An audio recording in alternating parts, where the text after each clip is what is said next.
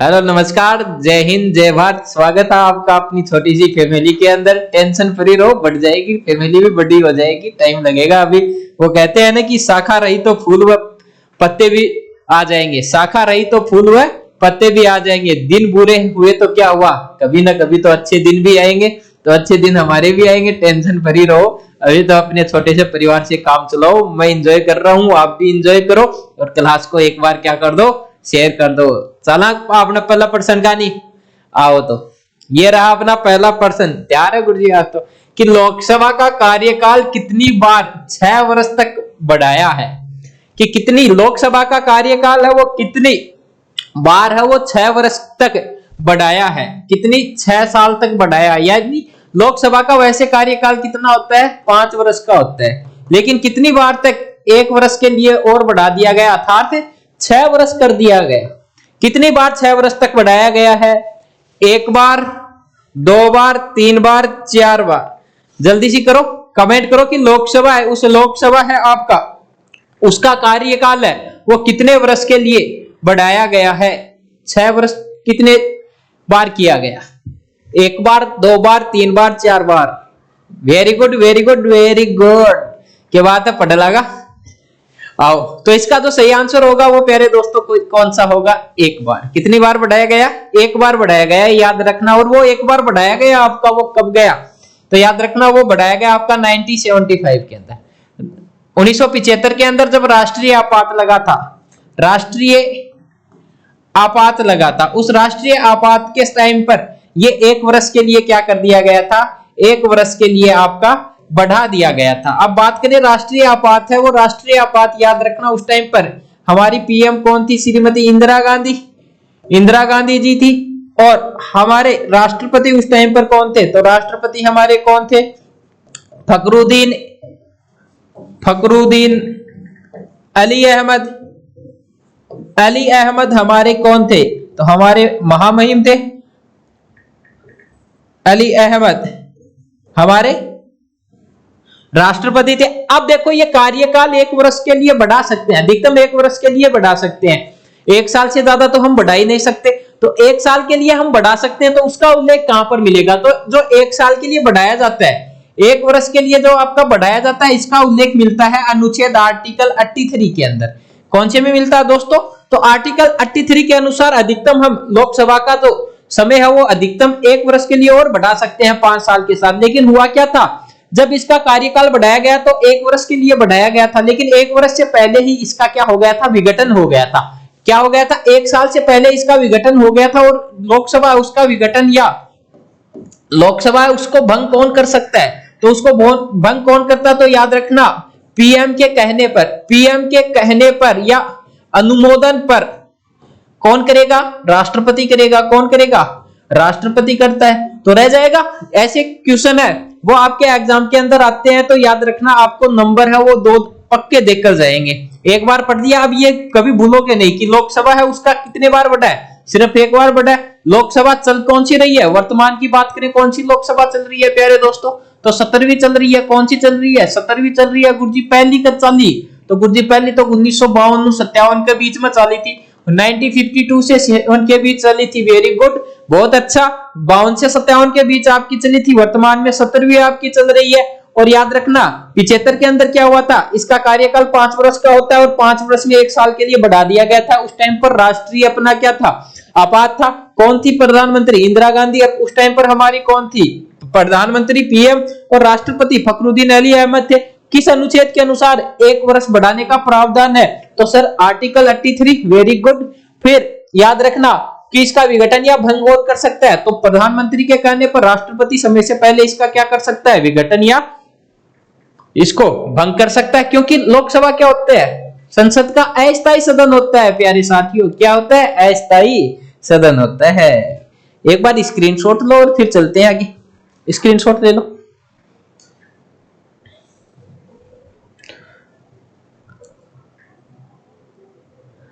ले लिया? अम्मा साइड में होंगे थोड़ा। लो। और दूसरा प्रश्न था कि रोलेट एक्ट किसके काल में लागू किया?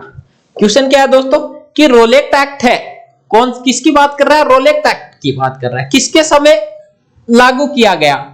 Lord Chelmsford, Lord William, Lord Minto और बेंटिक। क्वेश्चन बहुत ध्यान से पढ़ना दोस्तों कि रोलेट एक्ट 1919 के अंदर पारित किया गया। देखो डेट कब थी? 18 मार्च की। 18 मार्च 1919 की बात है प्यारे साथियों। और 18 मार्च 1919 को क्या हुआ था? रोलेट एक्ट पारित हुआ था। रोलेट एक्ट किया था दोस्तों जैसे ही द्वितीय विश्व युद्ध समाप्त होता है, फर्स्ट विश्व युद्ध आपका समाप्त होता है। कब से कब तक चला था? 1914 से 18 के बीच चला था ये दोस्तों। 1914 से 18 के बीच प्रथम विश्व युद्ध चला था। उसमें भारतीय जो सैनिक थे वो किसकी ओर से लड़ते हैं? मित्र राष्ट्रों अर्थात ब्रिटेन की ओर से लड़ते हैं। अब इसके अंदर क्या हुआ था? जैसे ही युद्ध समाप्त होता है, युद्ध समाप्त हो गया तो भारत के अंदर क्रांतिकारी गतिविधियां बढ़ने लगी। कौन सी?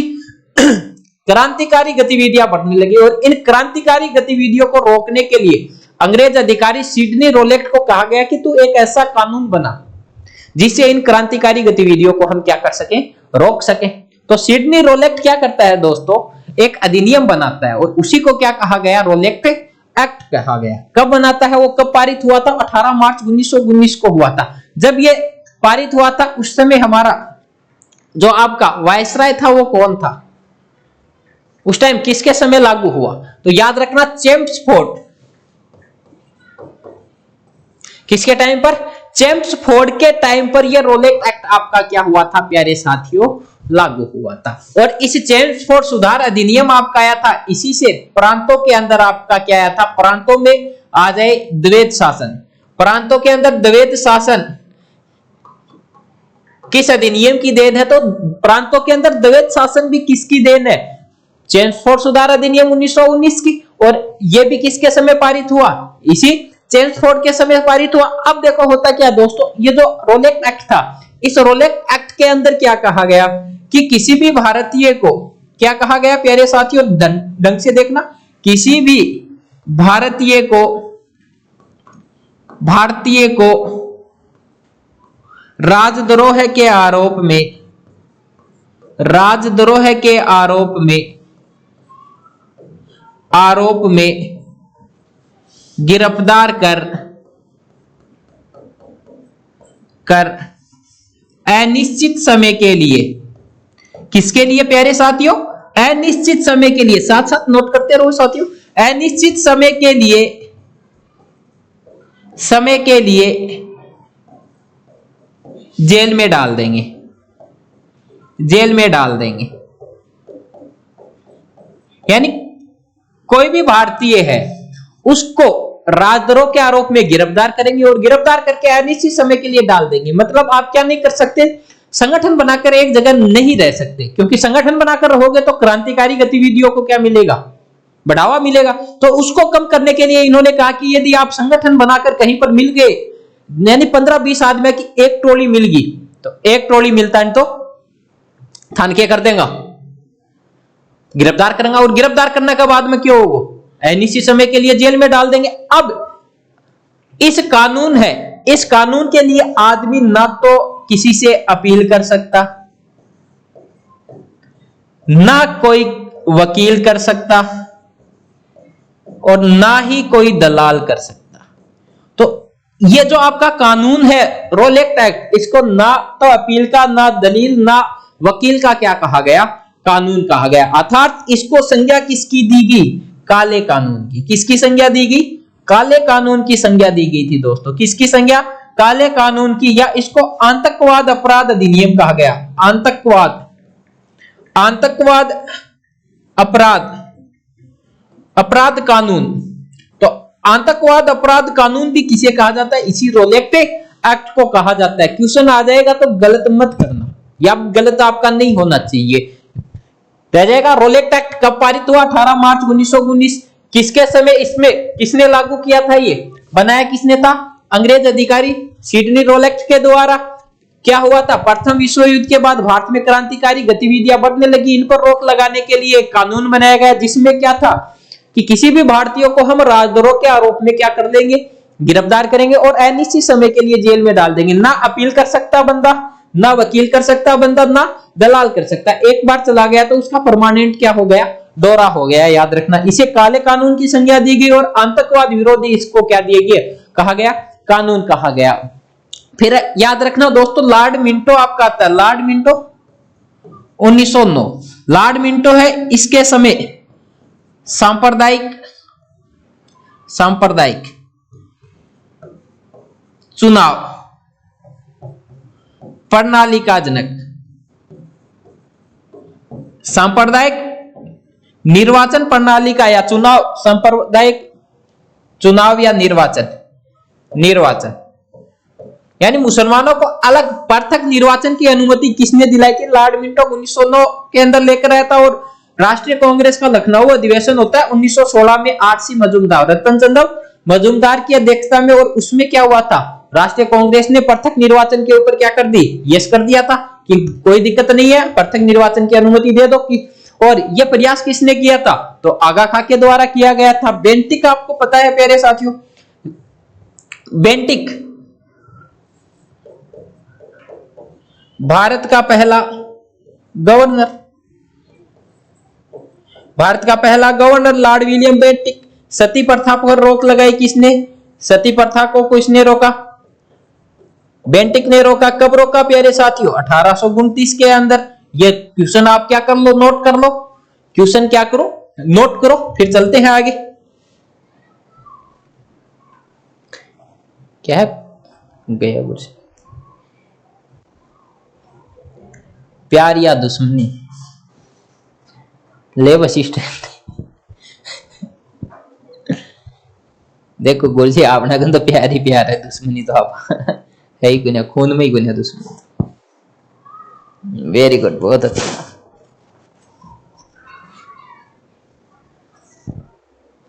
दोस्तों, शिक्षक और सड़क दोनों एक जैसे रहते हैं, कि सड़क है आपकी और शिक्षक दोनों एक जैसे हैं, जो खुद जहां पर है वहीं पर रहते हैं, लेकिन दूसरों को क्या करते हैं, मंजिल तक पहुंचा देते हैं। तो सड़क और शिक्षक दोनों में क्या होती है, समानता होती है। तो हमारे सर तो है वो सड़क जैसे हैं, काफी बच्चों को मंजिल तक पहुंचा दिया, इससे बड़ा और क्या होगा सर। भाई पास बढ़ा हुआ बच्चा जॉब लग जाए तो कितनी आशीष दी, घर का भी दी, वो खुद भी दे, खुद तो भाई दूसरा ऐसा मकान काट दे, लेकिन भी वो मनु तो खई है कि ठीक है गुरुजी पढ़ाए हो अपन। तो सड़क और शिक्षक में तुलना होती है, तुलना तो क्या की हो, दोनों एक ही। चलना गुरुजी आगे आओ। रेतवाड़ी बंदोबस्त व्यवस्था लागू की, पढ़ी जा रहा होगी नहीं है, इतना तो बहुत है। तो याद रखना जो, हाँ, रेतवाड़ी बंदोबस्त व्यवस्था लागू किसने की, यह अंग्रेजों की क्या थी, भू राजस्व व्यवस्था थी। अंग्रेजों ने भारत के अंदर दोस्तों याद रखना 3 प्रकार की भू राजस्व व्यवस्था शुरू की थी। एक तो आपकी थी महलवाड़ी, नोट कर लो। दूसरी भू राजस्व व्यवस्था थी, वो थी दोस्तों आपकी स्थायी बंदोबस्त। कौन सी थी प्यारे बच्चों, स्थायी बंदोबस्त। तीसरी मेरे प्यारे बच्चों आपकी कौन सी थी, तो याद रखना तीसरी जो आपकी थी वो आपकी थी रेतवाड़ी। अक्सर क्वेश्चन आता रहता है कि ये भू राजस्व व्यवस्था अक्सर भारत के किन प्रांतों के अंदर थी। यहां से क्वेश्चन आपका लगभग आता रहता है कि 3 प्रकार की जो भू राजस्व व्यवस्था थी अंग्रेजों की भारत के अंदर, वो भारत के किस किस प्रांत में थी। तो यहां पर हमारे पास पूछा है कि रेतवाड़ी क्या उत्तरी पश्चिमी प्रांत में थी प्यारे बच्चों, क्या दक्षिणी प्रांत में थी, क्या पूर्वी प्रांत में थी, या इनमें से कोई नहीं। तो जल्दी से कमेंट करो कि जो आपकी रेतवाड़ी थी वो कहां पर थी, फिर मैं आपको बताता हूं। देखो उत्तरी पश्चिमी प्रांत की बात करें तो दोस्तों उत्तरी और पश्चिमी प्रांत के अंदर हमारे पास कौन सी थी, तो उत्तरी पश्चिमी प्रांत में हमारे पास कौन सी थी, आपके पास है कौन सी, महलवाड़ी। भारत के उत्तरी और पश्चिमी प्रांत के अंदर जो अंग्रेजों की भू राजस्व व्यवस्था थी वो कौन सी थी साथियों, तो याद रखना महलवाड़ी। स्थायी बंदोबस्त की बात करें तो दोस्तों स्थायी बंदोबस्त थी पूर्वी भारत में। कहां पर थी दोस्तों, पूर्वी भारत के अंदर थी। और जो आपकी स्थायी बंदोबस्त है ये शुरू किसने की थी, कॉर्नवालिस। किसके द्वारा शुरू की गई थी, कॉर्नवालिस के द्वारा शुरू की गई थी। महलवाड़ी दोस्तों आपकी होल्ट मैकेंजी ने शुरू की थी। और बात करें प्यारे साथियों रेतवाड़ी थी वो आपकी दक्षिण भारत में थी। दक्षिण भारत में थी दोस्तों आपकी, दक्षिण भारत में थी। दक्षिण भारत में भी बात करें तो मद्रास और मुंबई के अंदर, मद्रास थी आपकी और बंबई के अंदर थी दोस्तों, मद्रास और बंबई के अंदर। और इसको लागू किसने किया था? तो प्यारे साथियों इसको लागू किया था प्रिगल और मुनरो के द्वारा। प्रिगल और मुनरो के द्वारा प्यारे साथियों इसको क्या किया गया था?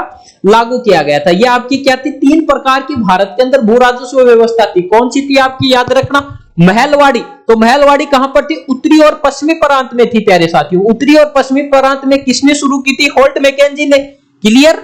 फिर स्थायी बंदोबस्त कार्नवालिस ने शुरू की थी। कहां पर थी? पूर्वी भारत में थी। Very good. फिर रेतवाड़ी कहां पर थी? सर दक्षिण भारत में। शाबाश। मद्रास और मुंबई में। ओके। और लागू किसने की? प्रिगल और मुनरो के द्वारा शुरू की गई। ये अंग्रेजों की 3 प्रकार की भू राजस्व व्यवस्था थी।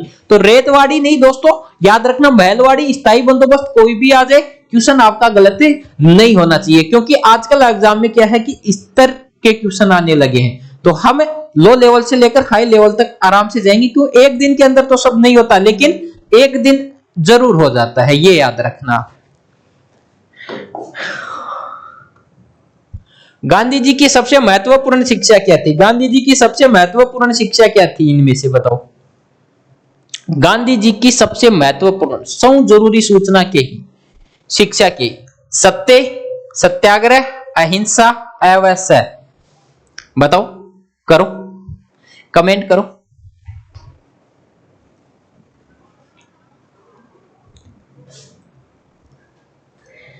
जो भी दया बता रहा है वो बिल्कुल सही है। गांधी जी है वो हमेशा सत्य अहिंसा के मार्ग पर चला था, मतलब कभी झूठ नहीं बोला था। अपन तो झूठ बोले या अरे अपन तो जामिया जद का झूठ बोलने लग रहे, अपन तो घुंटी झूठी की थियरी है नहीं है। स्कूल के अंदर सबसे ज्यादा झूठ बोलते थे, और यदि सच बोल दिया तो पिटाई होती। कई बार तो मास्टर भरोसा ही उठा देता, कहता दर में गुण मारू, तू मन बता दे बस। और बताया बाद में मुर्गो बना के या झरका तो जना कोई ढांडन झरका में गया हो तो नहीं हो तो, मतलब सत्य। छोटा जना बदमाशी करता जना मम्मी के करती, छड़ी रहती, छड़ी यहाँ पीछे लेके करती, ले आ जा बेटा मारू को ना, मेरा लाल ना हथियार है, तन मारूंगे। हर कन आता नहीं चढ़ा के चूड़ो एक लेती जापट। तो क्या भरोसा तो बचपन में उठ को कि सत्य बोलिया और सत्य का मार्ग पर चालिया तो। लेकिन सत्य दोस्तों परेशान हो सकता है लेकिन पराजित नहीं हो सकता। सत्य में ये बात है, सत्य में जयते, सत्य की हमेशा विजय रहती है, ये याद रखना। ये हमेशा सत्य के मार्ग पर चला था। स्कूल की याद है क्या था? स्कूल में होमवर्क की कॉपी कौन ले जाता? झूठ के बोलता, गुरुजी बकली खागी कॉपी, गुरुजी भूल गो वालो। मास्टर के कहता घरा पड़ी पड़ी दूध दे के ना, कहता ना गुरुजी दूध तो कौन दे, लेकिन भूल गा के रहा और होमवर्क करे कौन रखता? झूठ तो बोल ही था।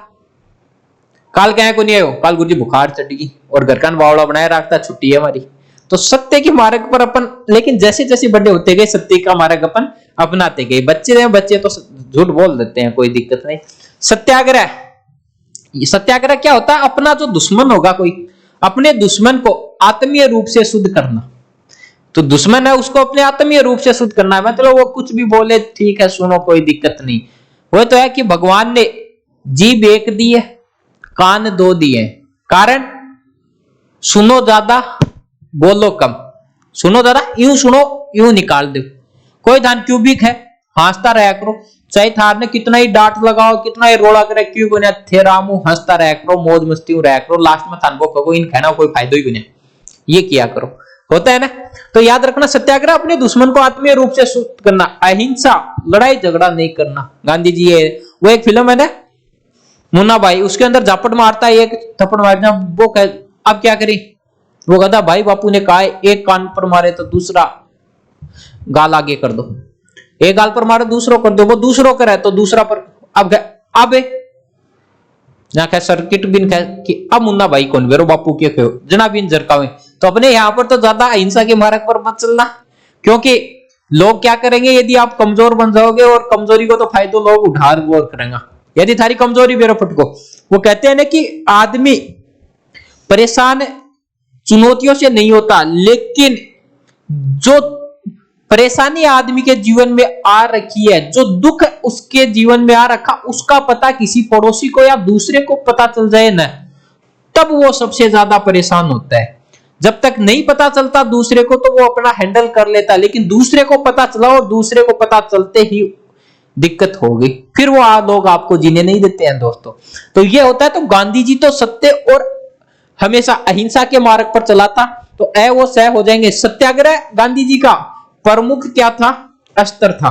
गांधी जी का प्रमुख अस्त्र कौन सा था? तो इसका प्रमुख अस्त्र कौन सा था? आपका सत्याग्रह। चला आगे, भाग रहा है। फिर गांधी जी आज तो गांधी जी ने भरे पड़े। गांधी जी किसकी रचनाओं से प्रभावित थे? गांधी जी किसकी रचनाओं से प्रभावित थे? कार्ल मार्क्स की, थॉमस हॉब्स की, चार्ल्स डार्विन की, लियो टॉलस्टॉय की। तो बताओ भाई कि गांधी जी थे वो किसकी रचनाओं से प्रभावित थे? आपके गांधी जी किसकी रचनाओं से प्रभावित थे? Karl Marx, Thomas Hobbes, Charles Darwin और लियो टॉलस्टॉय। तो दोस्तों क्या होता है, देखो गांधी जी 1893 के अंदर कहां पर जाते हैं? अफ्रीका। कहां पर जाते हैं? अफ्रीका जाते हैं। वेरी गुड, अफ्रीका जाते हैं और अफ्रीका से 1915 के अंदर क्या करते हैं? वापस लौटते हैं। वापस लौटते हैं, गए 1 साल के लिए थे, लेकिन लग गए कितने? 22 साल लग गए। 22 साल लगे, वापिस आने में कितने लगे? 22 साल लगे। अब होता क्या दोस्तों, गांधी जी अफ्रीका के अंदर गए, उस टाइम पर अफ्रीका में चल रही थी रंग भेद की नीति काले लोगों की, और काले लोगों को उस टाइम पर वहां पर कहा जाता था समी। क्या कहा जाता था? समी कहा जाता था। तो गांधी जी क्या करता है, अंग्रेज इन काले लोगों को न्याय दिलाने के लिए नेशनल कांग्रेस की स्थापना कर देता है वहां पर, और वहीं पर अपने क्या बनाता है? फर्म बनाता है। 2 फर्म बनाता है। अपना जर्मन मित्र था कोल्सबर्ग, उसके सहयोग से टॉलस्टॉय और फिनिक्स फर्म की स्थापना करता है। और इसके जीवन पर सबसे ज्यादा जो प्रभाव था प्यारे दोस्तों वो किसका था? टॉलस्टॉय का था। किसका था? टॉलस्टॉय का था। सबसे ज्यादा जो प्रभाव था वो किसका था? आपका टॉलस्टॉय का प्रभाव इसके जीवन पर सबसे ज्यादा था। रह जाएगा। कहते हैं दोस्तों कि फेल होने से कभी डरो नहीं, क्योंकि फेलियर के आगे ही आपकी क्या होती है? सक्सेस होती है। तो हमेशा अपनी जड़ है ना वो मजबूत रखो, फेलियर से कभी मत डरो, उसका सामना करो। चलें आगे। फिर भारतीय संविधान सभा का संवैधानिक सलाहकार कौन था?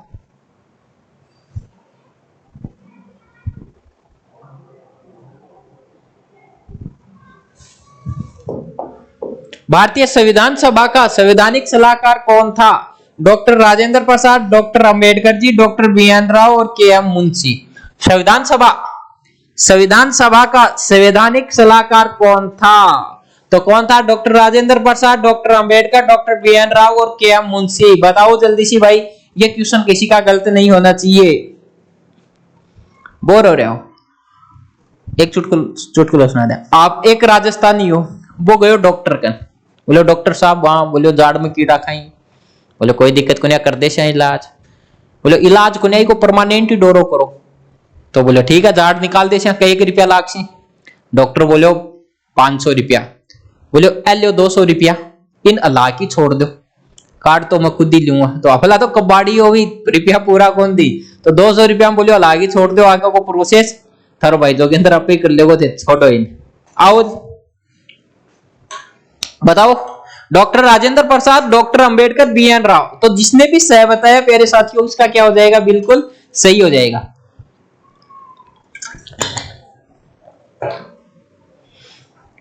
उसका बिल्कुल सही हो जाएगा। डॉक्टर राजेंद्र प्रसाद, याद रखना, संविधान सभा का स्थायी अध्यक्ष। लिख लो, संविधान सभा का स्थायी अध्यक्ष कौन था? तो संविधान सभा का स्थायी अध्यक्ष प्यारे साथियों कौन था? तो सर डॉक्टर राजेंद्र प्रसाद। बिल्कुल।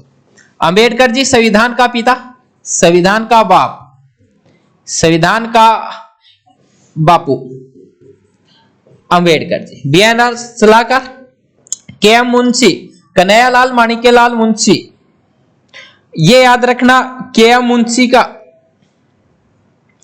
ये अपने राजस्थान के अंदर जो राजस्थान एकीकरण हुआ था 794 में, उनका जो पहला था मत्स्य संघ, वो किसने दिया था? मत्स्य संघ का नाम किसने दिया था? कन्हैयालाल माणिक्यलाल मुंशी के द्वारा, के.एम. मुंशी के द्वारा दिया गया था। रह जाएगा याद कि संविधान सभा के स्थायी अध्यक्ष डॉक्टर राजेंद्र प्रसाद अंबेडकर, संविधान का बाप बी.एन. राव संविधान सभा का संवैधानिक सलाहकार था। चलें आगे, ये आओ, आ जाओ दोस्तों। संविधान का कौन सा भाग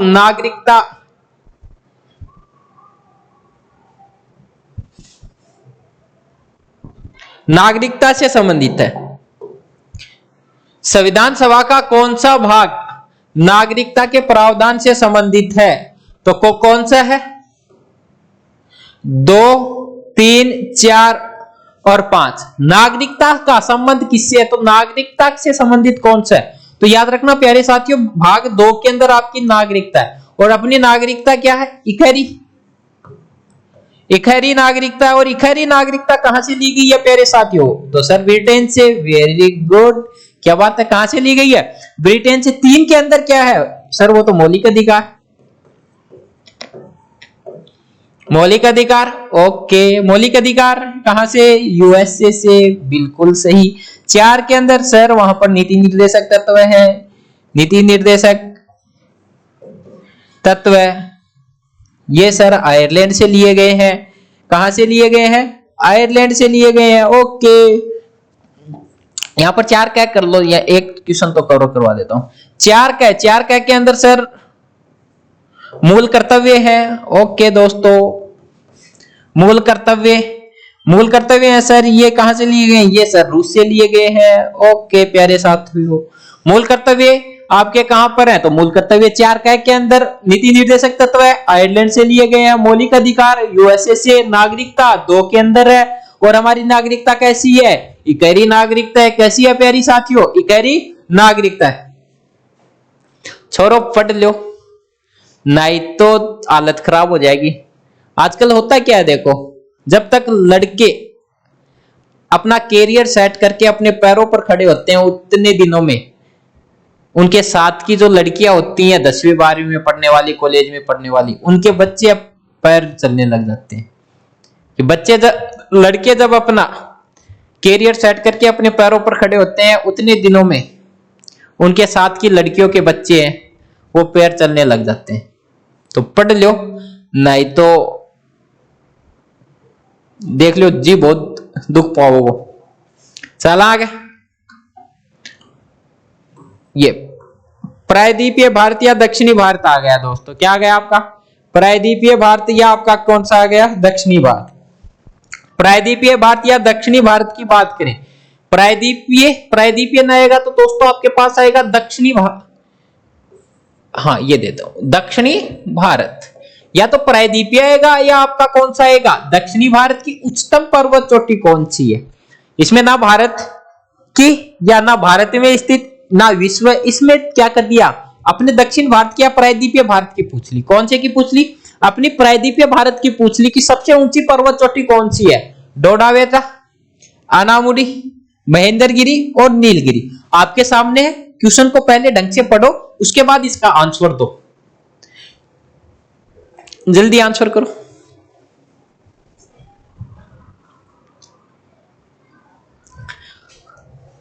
तो जिसने भी अनाईमुडी आंसर दिया है उसका बिल्कुल क्या हो जाएगा प्यारे बच्चों? सही हो जाएगा आपका। जिसने भी अनाईमुडी दिया उसका बिल्कुल क्या हो जाएगा? सही हो जाएगा। बात करें हम डोडावेटा की, तो याद रखना दोस्तों, ये आपकी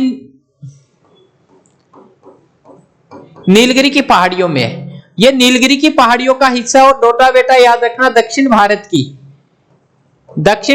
की दूसरी ऊंची पर्वत चोटी। दूसरी ऊंची पर्वत चोटी आपकी कौन सी है दक्षिण भारत की? वो आपकी कौन सी है? डोडावेटा। बात करें इसकी तो 2627 मीटर के समथिंग दोस्तों प्यारे मित्रों इसकी क्या है? आपकी हाइट है। नीलगिरी की पहाड़ियां याद रखना, यहां पर टोडा जनजाति पाई जाती है। कौन सी? टोडा जनजाति। और याद रखना पूर्वी घाट, एक तो आपका पूर्वी घाट हो गया प्यारे साथियों, एक आपका हो गया पश्चिमी घाट। लिख लो ये क्वेश्चन, पूर्वी घाट और पश्चिमी घाट को मिलाने वाली या कौन मिलाती है? तो पूर्वी घाट और पश्चिमी घाट को कौन मिलाता है? तो नीलगिरी की पहाड़ियां मिलाती हैं। कौन मिलाती है? नीलगिरी की पहाड़ियां। और नीलगिरी की पहाड़ियों में टोडा जनजाति, टोडा जनजाति अक्सर क्या करती है? भैंस पालती है। क्या करती है? भैंस पालक जाती है। लेकिन वर्तमान में टोडा जनजाति है वो लुप्त होने के कंगार पर है। दक्षिण भारत की दूसरी ऊंची पर्वत चोटी मेरे प्यारे साथियों कौन सी है आपकी? तो कौन सी है? याद रखना, डोडा बेटा। अन्नामुदई है ये दोस्तों आपकी अन्नामलई की पहाड़ियों में है। अन्नामलई की पहाड़ियों की का हिस्सा है और 2695 मीटर के समथिंग प्यारे साथियों इसकी क्या है? हाइट है। महेंद्रगिरी की पहाड़ियां साथियों आपका है ओडिशा के अंदर। कहां पर है? ओडिशा के अंदर आपकी महेंद्रगिरी की पहाड़ियां हैं। नीलगिरी की पहाड़ियां, सॉरी, हाँ चलो कोई ना, डोडा बेटा नीलगिरी की पहाड़ियों का ही हिस्सा आपकी कौन सी है? डोडा बेटा है आपका। रह जाएगा याद? ओके, देख लो एक बार, स्क्रीनशॉट ले लो। चले अगले क्वेश्चन की ओर। भारत का सबसे ऊंचा जलप्रपात कौन सा है? देखना, भारत का सबसे ऊंचा जलप्रपात कौन सा है? शिमला, शिव समुद्रम, जोग, जोग को बोलते हैं दोस्तों गरसोपा, गरसोपा आ जाएगा इसका दूसरा नाम, या महात्मा गांधी। तो याद रखना भारत का सबसे ऊंचा जलप्रपात कौन सा है? ये ना, जोग, शिव समुद्रम, शिमला। शिमला तो यार दोस्तों हिमाचल प्रदेश की कैपिटल है। हिमाचल प्रदेश कैपिटल शिमला, इजीली है ये तो, हो जाएगा ये तो, ऑप्शन से कट जाएगा। फिर शिव समुद्रम और जोग ये ना बचे, तो इसमें जो सही आंसर है आपका वो क्या हो जाएगा? जोगर्स। लगभग यार दोस्तों याद रखना ये 253 मीटर के समथिंग इसकी क्या है? हाइट है। ये याद रखना किस नदी पर है? सर शरावती नदी पर। Very good. किस नदी पर है साथियों? शरावती नदी पर है। कहां पर स्थित है? तो कर्नाटक के अंदर स्थित है। कहां पर है? कर्नाटक के अंदर स्थित है। दोस्तों होता क्या है, देखो जो आपका पहाड़ी क्षेत्र हो गया, जैसे ये पहाड़ी क्षेत्र है, यहां से पहाड़ी क्षेत्र से तो कोई नदी आ रही है, और ये नदी जब मैदानी भागों में यहां पर आएगी तो पहाड़ी से नीचे जो जल आपका गिरता है, पहाड़ी से नीचे जो आपका जल गिरता है ना, ये जिसको हम क्या बोल सकते हैं? झरना भी बोल सकते हैं। झरना यानी पहाड़ी से जब पानी नीचे गिरता है तो उसको झरना बोलते हैं, या इसको जलप्रपात बोलते हैं। तो भारत का सबसे ऊंचा कौन सा? जोग, गरसोपा या महात्मा गांधी जलप्रपात है। फिर बात करें, नोट्स लगा के लिखो, विश्व की पूछ ले कि विश्व का पूछ ले कि विश्व का कौन सा है। तो विश्व का जल्दी से कमेंट बताओ सबसे ऊंचा जलप्रपात कौन सा है। इतने में मैं शिव समुद्रम आपको बताता हूं। शिव समुद्रम है, ये याद रखना, भारत की पहली जल विद्युत परियोजना, भारत की पहली जल विद्युत परियोजना कौन सी है? तो वो आपकी शिव समुद्रम है। कब चलाएगी? 1901 के अंदर। किस नदी पर? कर्नाटक में। किस नदी पर? कावेरी नदी पर। ये थोड़ा सा नोट कर लो कि भारत की पहली जल विद्युत परियोजना कौन सी थी? शिव समुद्रम परियोजना। कहां पर है? कावेरी नदी पर। कब चलाएगी? 1901, कर्नाटक में। अब आपने जो आंसर दिया बिल्कुल सही दे रहे हो। सबसे ऊंचा जलप्रपात आपका कौन सा है? एंजिल जलप्रपात। कौन सा है? एंजिल। Very good. एंजिल जलप्रपात है, 979 मीटर हाइट है दोस्तों इसकी। 979 मीटर हाइट है। और दोस्तों होता क्या है, वेनेजुएला के अंदर, वेनेजुएला में नदी आपकी आती है केरी और ओरिनको। केरी और ओरिनको, ओरिनको नदी आपकी आती है। और इन नदियों के ऊपर आपका कौन सा जलप्रपात बनता है? एंजिल जलप्रपात आपका बनता है। तो एंजिल जलप्रपात विश्व का सबसे ऊंचा जलप्रपात है। कहां पर है? दक्षिणी अमेरिका के अंदर है। और दक्षिणी अमेरिका में वेनेजुएला में केरी और ओरिनको नदियां इसका क्या करती हैं? निर्माण करती हैं। बिल्कुल सही। भारत का सबसे ऊंचा जोग या गरसोपा। फिर भारत की पहली जल विद्युत परियोजना तो याद रखना कौन सी थी? शिव समुद्रम परियोजना, जो 1901 में किस नदी पर चलाएगी? तो 1901 में कावेरी नदी के ऊपर चलाएगी। कहां पर? कर्नाटक के अंदर।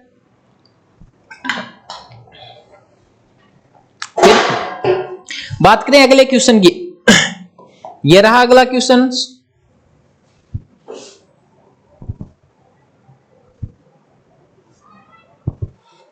कि निम्न में से कौन सी नदी हिमालय पार से निकलती है?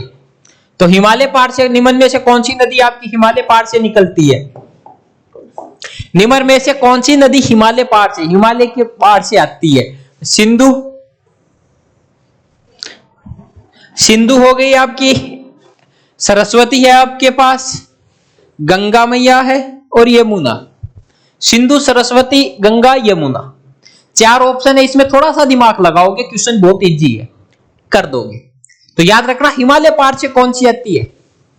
सिंधु नदी। कौन सी आती है? सिंधु नदी। सिंधु नदी होता क्या? बोखरचू हिमनद,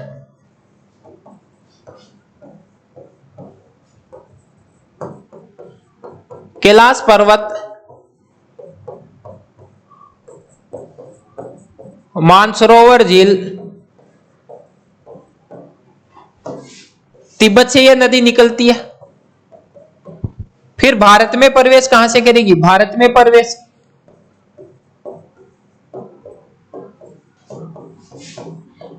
लद्दाख व जास्पर श्रेणी से। बस, तो यह नदी याद रखना हिमालय पहाड़ से आती है। कहां से आती है प्यारे साथियों? हिमालय पहाड़ से आएगी। बोखरचू हिमनद से निकलेगी कैलाश पर्वत। कैलाश पर्वत वही पर्वत जहां पर जाकर भगवान शिव क्या करता था? तांडव करता था। अपने यहाँ पर भी तो बच्चे करते हैं, शादी के अंदर जाते हैं, दोस्त की शादी में जाते हैं तो नागिन डांस इस प्रकार करते हैं, पूरा इतना नागिन डांस में खो जाएगा। एक जनो तो नागिन बन जाओ, एक जनो सफेरो बन जाओ। नागिन बनोगे वो तो यहाँ पड़े पड़े पड़े पड़े पूरा चाहे गब की यात्रा कर ले। वो हर एक जनो रुमाली लेके बिना नचाओगे, इतना में छोरा को बाप आओगे और वो हाथ उड़ा रहा बोलियो ब्याह हो ध्यान दे या नागमणि लेकी मानने को पग पकड़े। हर लास्ट में बाद में खया बाद में भी बीन का नहीं देखेगा, कलडा कलडा मैं खयो साला मत बोले याने निठा लाग गया विदाई जना अब्बो खगवाले यात्या करवा दी भाई बाप का समय। तो ये तो दोस्त होते हैं नागिन दास तो बोला करता था तांडव, और हमारे वाले दोस्त क्या करते हैं? तांडव करते हैं। तो वही यहाँ पर मानसरोवर झील, कैलाश पर्वत, और यहां से नदी का उद्गम होगा सिंधु का, और भारत में प्रवेश लद्दाख और जास्पर श्रेणियों से करेगी। गंगा नदी कहां से उद्गम होगा? गंगोत्री, गंगोत्री से, गंगोत्री ग्लेशियर उत्तराखंड से उद्गम हो जाएगा। यमुना नदी का यमुनोत्री, उत्तराखंड से इसका क्या हो जाएगा? उद्गम हो जाएगा। प्यारे साथियों एक बार क्या कर लो, स्क्रीनशॉट ले लो और फिर आराम से लिख लेना। चले आगे। हाँ गुरुजी, बस तो श्रीनगर किस नदी पर है? श्रीनगर रहे यारो, श्रीनगर किस नदी के ऊपर स्थित है? तो श्रीनगर शहर है किस नदी पर है? ब्रह्मपुत्र पर है, गंगा पर है, मूसी पर है और झेलम पर है। इसका आंसर आप सबका सही आ रहा है, क्या बात है, बिल्कुल सही, बिल्कुल very good very good very good, क्या बात है। और एक क्लास के बीच में लड़ाई झगड़ो मत करया करो यार, गैंगस्टर गैंगस्टर कम बनो। वो कहते हैं ना कि मैं मेरी जवानी के किस्से इन आजकल के लोंडों को सुना दूं तो मेरे पैरों में पड़ जाएंगे। तो गैंगस्टर गैंगस्टर मत बनो, कोई आना जाने को नहीं। तो मैं रामू पढ़ाई लिखाई करो और एक अच्छी लाइफ अपनी सेटल कर लो। गुंडों की कोई लाइफ नहीं होती दोस्तों, है ना। अपनी लाइफ सेट करो, अपने माँ बाप की तरफ देखो जिन्होंने तुम्हें इतना बड़ा संस्कार, इतने बड़े आपके ऊपर अपनी जिंदगी दांव पर लगा रखी है, और आप गैंगस्टरों की बात करते हो, लड़ाई तेरे के खाद चाल रहे मेरती हूँ। खाद कोई के कौन चाल रहे, और थारा खाद चाल रहे बाद दूसरों मिट्टे भी बना, थारी खाद थारो भी मिटेगी। और थोड़े दिन गर्मी आ रही, नाइसिल पाउडर लिए भी मिट जाएंगी, खाद हो जाएगी, अड़ाई हो जाएंगी, बहु मिट जाएगी। दूसरा को लात खा की थोड़ी खाद मिटाओगा। तो आओ, तो अपना जो क्वेश्चन है आपका श्रीनगर किस नदी पर है, तो श्रीनगर है वो किस नदी के ऊपर है दोस्तों? आपका बिल्कुल सही आंसर हो जाएगा झेलम नदी पर। क्या हो जाएगा? झेलम नदी के ऊपर आपका बिल्कुल क्या हो जाएगा? सही हो जाएगा दोस्तों। फिर बात करें श्रीनगर शहर है ये दोस्तों सम्राट अशोक ने बसाया था। किसने बसाया था? सम्राट अशोक के द्वारा बसाया गया शहर कौन सा है? तो प्यारे साथियों कौन सा है? याद रखना श्रीनगर शहर है। फिर बात करें गंगा, तो गंगा नदी के ऊपर दोस्तों कौन कौन से शहर स्थित हैं? तो याद रख लेना, यहाँ पर लिखवा रहा हूं और साथ साथ में कॉपी के अंदर आप नोट करते जाओ। हरिद्वार शहर आ गया दोस्तों, हरिद्वार, जहां हम सब मिलेंगे थोड़े दिन बाद में, जब हमारा अंतिम जब विसर्जन होगा, अस्थि होगा, तो कहां पर करेंगे? गंगा मैया के अंदर। इसीलिए बोलता हूं दोस्तों कि जानबूझकर कोई अपराध मत किया करो, भूल बड़ा कम जगह अपराध होगा बन तो गंगा मैया माफ कर देगी, बन तो अपना पाप गंगा में डल जाएगा वे और डूब जाएगा। लेकिन जानबूझ की जो अपराध करेंगे बन तो भाई साहब ये मुराद वो घेसड़ो में रखे हुआ तेल प्या की बठे हिसाब देना पड़ेगा। तो किसी के साथ गलत मत किया करो, क्रम से अच्छे बनो। हरिद्वार, ऋषिकेश, ऋषिकेश होगा प्यारे साथियों आपका। ऋषिकेश के बाद आपका वाराणसी आ जाओ। वाराणसी शहर इसी पर है। कानपुर, कानपुर पटना हो गया। मुर्शिदाबाद हो गया आपका। यह शहर आपके किस नदी पर है? गंगा नदी पर, मूसी नदी पर। प्यारे साथियों आपका कौन सा शहर है कमेंट करो। ब्रह्मपुत्र पर मैं बता देता हूं आपको, डिब्रूगढ़ और गुवाहाटी। कमेंट करो जल्दी कि मूसी नदी पर कौन सा शहर स्थित है, करो जल्दी सी। Very good, Hyderabad. ये बात है, पढ़ने लगे। हैदराबाद शहर आपका किस नदी के ऊपर है? तो मूसी नदी के ऊपर स्थित है। एक बार इसका स्क्रीनशॉट दे दो। देखो भाई साहब क्या होता है कि समय समय की बात है, आजकल के बच्चे क्या होते हैं, जब बोर होते हैं, बोर होते ही वो क्या करते हैं, फेसबुक चला लेते हैं, इंस्टाग्राम चला लेते हैं, व्हाट्सएप चला लेते हैं। और एक हम लोग हुआ करते थे, जब कभी बोर हुआ करते थे तो अखबार लेके भेज जाता, और अखबार लेके बैठ जाता, और भी कमाइन कोई सी हीरोइन आ गई, जाए कोई जूही चावला आ गई, माधुरी दीक्षित आ गई, तो पेन लेके बाकी मूछ बना वो करता। मारो बोर होया बाद में एक ही काम होता, बाकी मूछ बना वो करता बैठे बैठे हीरोइना की, और बन लास्ट में यमराज बना देता, कोई न रावण बना के छोड़ता, मतलब बाको उलियो ही बदल देता। माधुरी दीक्षित बेचारी बहुत खूबसूरत, और भी का बाद में आपा भी को ऊपर बिन मोडिफाई करया बाद में भी नहीं कि बनाता कि चुड़ैल देख ले तो बड़ा डर जिया भी। ये था अपने समय का। थारू करेडो है गुरुजी है, थारू करेडो की बने है। वो मैं एक दिन पढ़ रहा था, बोले जो ये शरीफ होने वाले जो ये स्टेटस लगाते हैं ना जो लोग कि ऐसा नहीं करना चाहिए, ये गलत है, वो है, असल में जिंदगी के अंदर वो सारे कांड किए हुए होते हैं उन बंदों के, जो ये बोलते हैं ये नहीं करना चाहिए, ये गलत है, वो सब काम कांड करके आराम से बैठे हैं वो। तो कोई दिक्कत नहीं, कांड करो, फल की टेंशन मत करो, फल को खरीद लेंगे पैसा देकर, टेंशन फ्री रहो, आप कांड करते रहो, मजा लो। काल परसों दादो आयो सपना में वो कह रहे हो कोई दिक्कत को नहीं, बोले नरक में जगह ही को नहीं, बोले मैं डंडा को ऊपर टंग रहा, तो एंजॉय करो, जस्ट चिल मारो पूरी, क्यों बनी हुआ है, क्यों गुरुजी। देखो निम्न में सबसे छोटा महाद्वीप कौन सा है? सबसे छोटा महाद्वीप कौन सा है दोस्तों? इसके अंदर आपके पास यूरोप, अंटार्कटिका, अफ्रीका और एशिया। एशिया, यूरोप, अंटार्कटिका और अफ्रीका, कौन सा इनमें से आपका छोटा महाद्वीप है? तो दोस्तों बात करें महाद्वीप, तो अपनी पृथ्वी है, उस पृथ्वी के ऊपर स्थल का सबसे बड़ा भाग क्या कहलाता है? महाद्वीप। महाद्वीप विस्थापन सिद्धांत किसने दिया था? कमेंट करो। महाद्वीप विस्थापन सिद्धांत किसके द्वारा दिया गया था? 1912 के अंदर किसने दिया था? वेगनर। वेगनर महोदय के द्वारा दिया गया था, जर्मनी का था, और वेगनर महोदय जर्मनी के थे, और इन्होंने महाद्वीप विस्थापन सिद्धांत दिया था। और याद रखना अपनी पृथ्वी के ऊपर देखें तो टोटल याद रखना आपका 28.8%, इतना ही है क्या? या सॉरी 28 नहीं 29.2,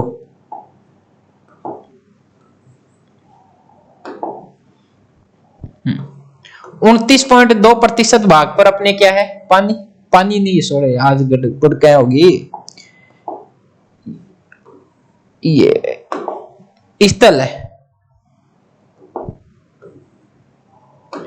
क्या है? स्थल भाग है आपका, या 1/4 भाग पर है आपका क्या? स्थल भाग है, याद रखना। और बच गया कितना आपका? लगभग 70.8, और 70.8% भाग पर आपका क्या है? पानी। इसलिए याद रखना पृथ्वी को क्या कहते हैं? नीला ग्रह, क्योंकि यहां पर क्या है? पानी ज्यादा है, ये है।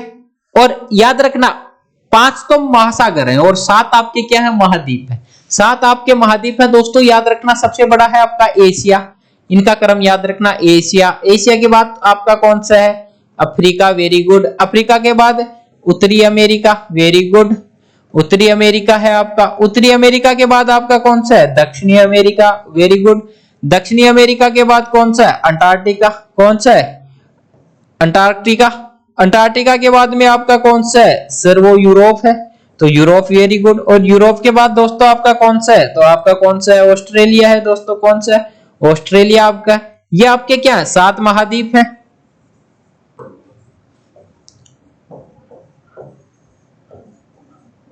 ये आपके क्रम से है दोस्तों, ये आपके क्रम से है। तो एशिया है, एशिया तो आपका क्या हो जाएगा? सबसे बड़ा। सबसे छोटा आपका कौन सा हो जाएगा? तो छोटा आपका कौन सा है प्यारे साथियों? ऑस्ट्रेलिया।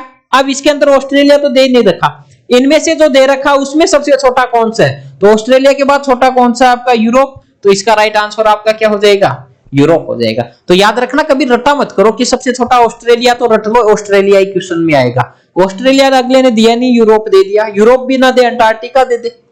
तो रटो मत, आप समझो क्वेश्चन को, रह जाएगा याद कि महाद्वीपीय विस्थापन सिद्धांत किसने दिया था? वेगनर महोदय ने दिया था, जर्मनी का था। और याद रखना कुल कितने परसेंट पर स्थल है? तो 29.2 के ऊपर है आपका।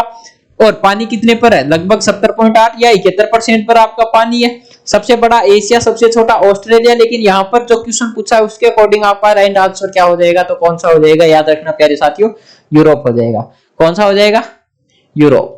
लेह को श्रीनगर से जोड़ने वाला दर्रा कौन सा है? लेह को श्रीनगर से जोड़ने वाला दर्रा कौन सा है दोस्तों? प्यारे साथियों जल्दी से बताओ कि लेह को श्रीनगर से जोड़ने वाला दर्रा कौन सा? बताओ मुझे। हाँ, जाके आसियो कठे श्रीनगर प्लानिंग बना रहे होगे, जाओ। कौन सा है? जोजिला दर्रा है, माना दर्रा है, यांगयाप दर्रा है आपका, या शिव किला दर्रा? तो लेह को श्रीनगर से जोड़ने वाला दर्रा आपका दोस्तों सही कौन सा हो जाएगा? जोजिला। जिसने भी है बताया है उसका बिल्कुल क्या हो जाएगा? राइट हो जाएगा। और ये क्वेश्चन काफी बार सेम टू सेम क्वेश्चन आता है।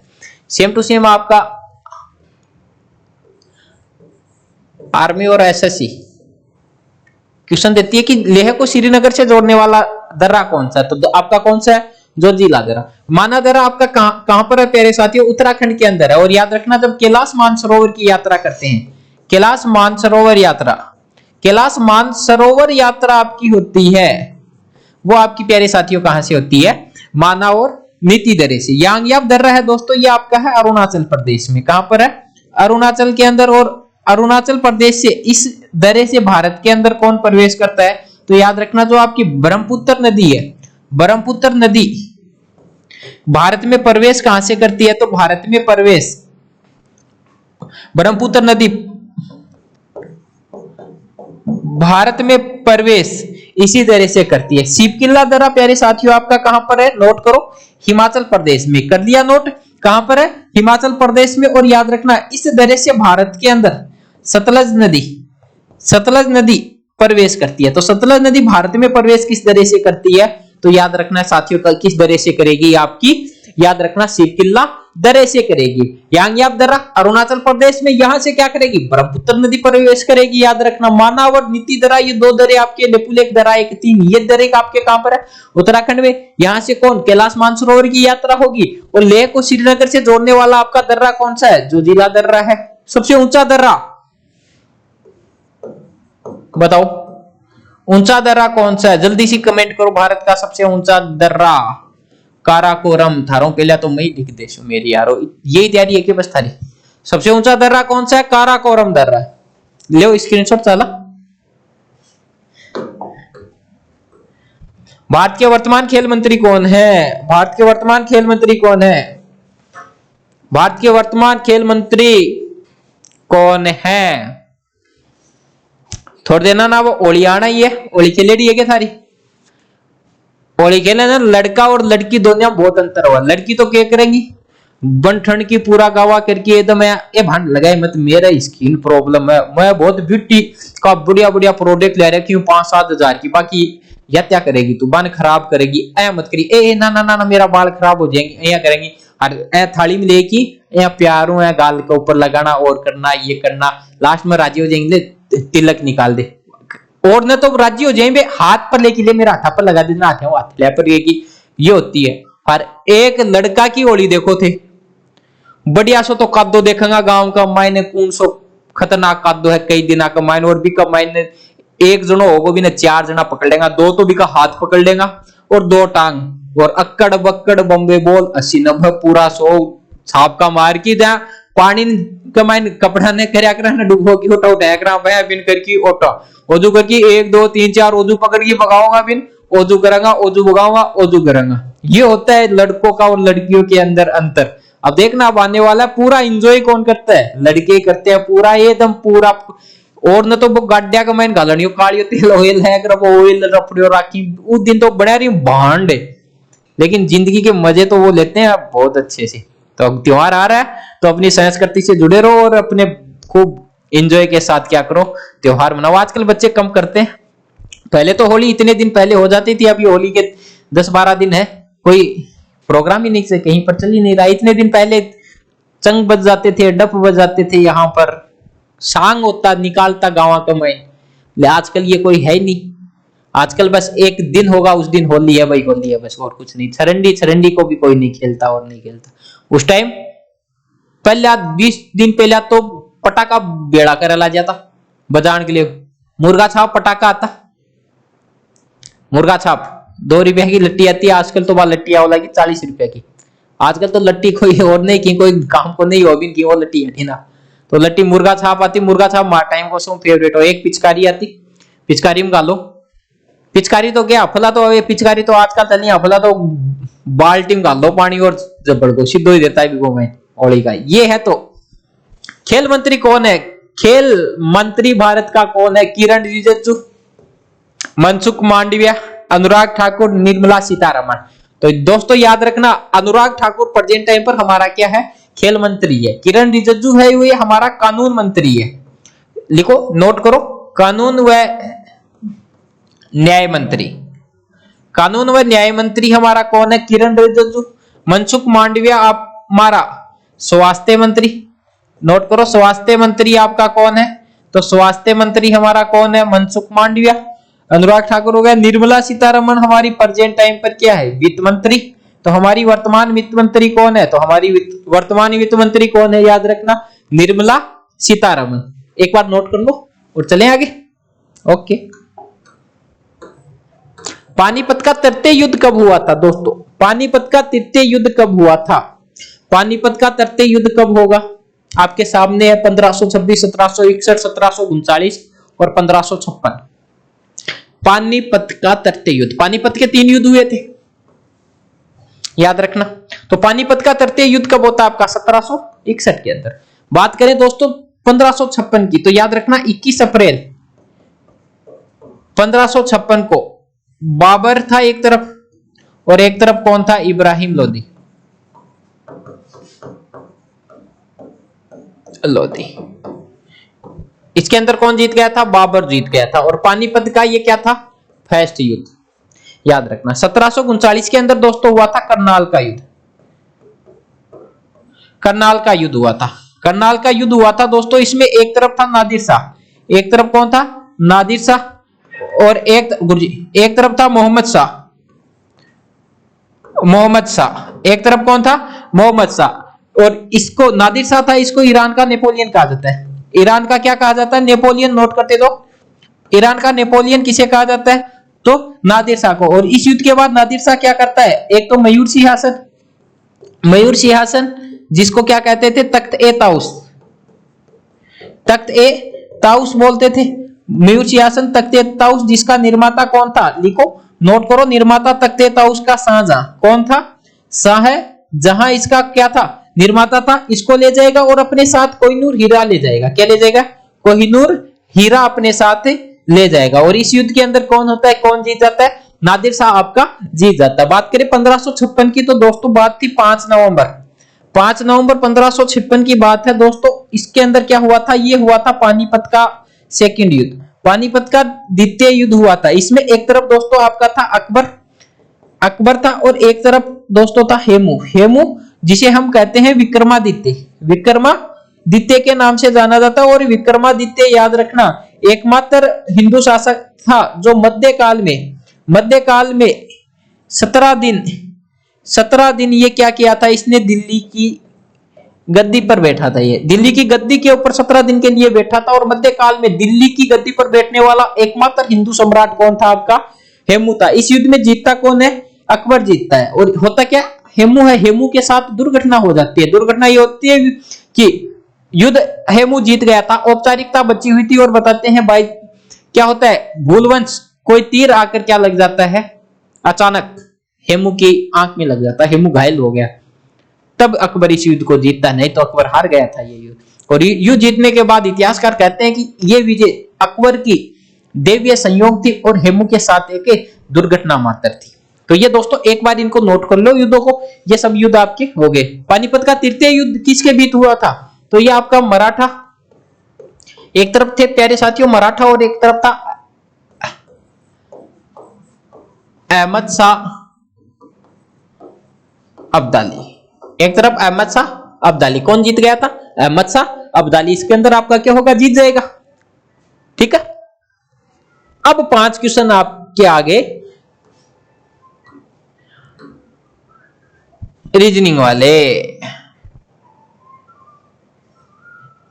ये रहा कि एक पंक्ति में एक वृक्ष दोनों तरफ से 5वें स्थान पर है। एक वृक्ष है दोनों तरफ से 5वें स्थान पर है। उस पंक्ति में वृक्ष बताओ। 5वें स्थान पर 1 2 3 4 5वां पर होगा। और 6 7 8 9 10 1 2 3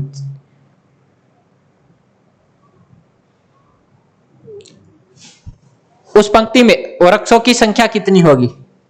दोनों में कौन से पर है? 5वें नंबर पर है। तो बताओ उसमें दोनों 5वें स्थान पर है, तो उस पंक्ति में वृक्षों की संख्या कितनी होगी? तो वृक्ष उसके अंदर कितने होंगे? 9 10 11। तो उसके अंदर कितने हो जाएंगे? तो टोटल कितने? 10 हो जाएंगे। टोटल कितने है? 5 5 11। और 11 में से 1 कर दो कम, कितने हो गए आपके? 10। तो इसका जो राइट आंसर क्या होगा? 10 होगा। जिसने भी सही बताया है 10, उसका बिल्कुल क्या हो जाएगा? सही हो जाएगा। कितने होंगे? 10 होंगे। दोनों नंबर से कितने पर है? 5वें नंबर पर है। तो दोस्तों कितना हो जाएगा आपके? 10। टोटल कितने हो जाएंगे? 10 हो जाएंगे। अरे 5वें नंबर पर है। टोटल कितने ये देखो आपके,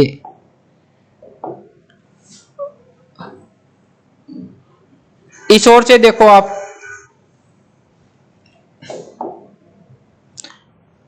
इस ओर से देखो 5वें पर हो गया। इस ओर से आ जाओ, कौन से पर? 5वें पर हो गया। टोटल वर्क से याद रख लेना आप, 10 हो जाएगी। फिर चले अगले और याद हो कि पक्षी वृक्ष और आदमी। पक्षी वर्ग और आदमी, पक्षी है उनको पक्षी वर्ग कहा जाता है। और आदमी को क्या कहा जाएगा प्यारे साथियों? घोड़ा, छिपकली, होमोसेपियंस और सरीसरी। तो इसका सही आंसर क्या हो जाएगा? होमोसेपियंस। जिसने भी होमोसेपियंस बताया है उसका बिल्कुल सही हो जाएगा। सही बता रहे हो? वो कौन सा है? सिस्टर है उसको क्या कहा जाता है? सिस्टर है, एस को किससे दर्शाया गया? 5 से, आई को ओदू एस को 5 से, टी को 3 से, ई को इससे और आर को 1 से। उसी प्रकार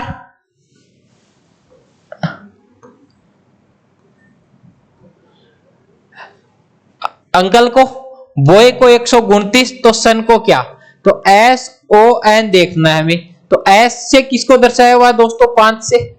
एस 5, ओ कठेसी है, आओ क्या हो? बॉय ओ 2 पर आ रहे है, 2 पर आठे आओ 2। एन कठेसी कार्य था ये रो 4 है कि 524।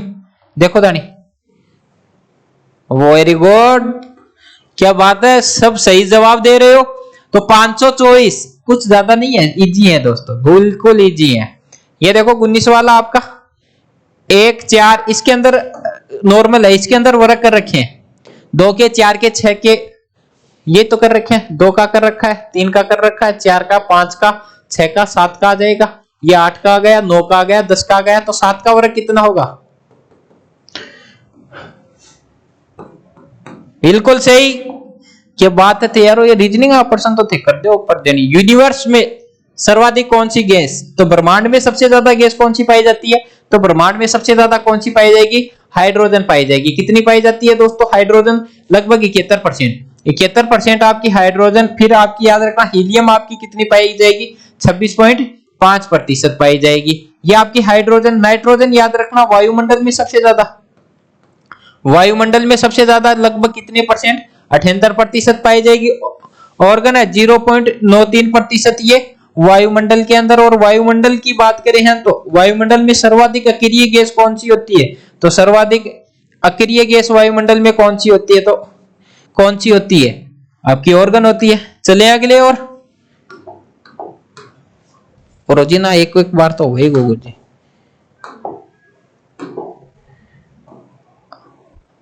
मोटर के पीछे के भाग को देखने के लिए कौन सा दर्पण लेते हैं, मोटर के कार के पीछे के भाग को देखने के कौन से लेंस लेते हैं, उत्तल, अवतल, उत्तल दर्पण और समतल दर्पण। सही बताओ भाई कौन सा लेते हैं, जल्दी सी बताओ, कमेंट करो। पीछे के भाग को देखने के लिए थे बता दो कुछ हो तो कौन सा करेंगे, है कौन सा करेंगे। जिसने भी सही बताया उसका बिल्कुल सही। और ये रहा हमारा आज का लास्ट का प्रश्न, कार्य का मात्रक क्या है, कार्य का मात्रक क्या है बताओ, है कार्य का मात्रक क्या है, जूल। बिल्कुल गलत, बिल्कुल गलत, बिल्कुल गलत। सभी क्या होगा, सभी इसका क्या होगा, राइट आंसर होगा। ये थी आज की हमारी प्यारी सी क्लास।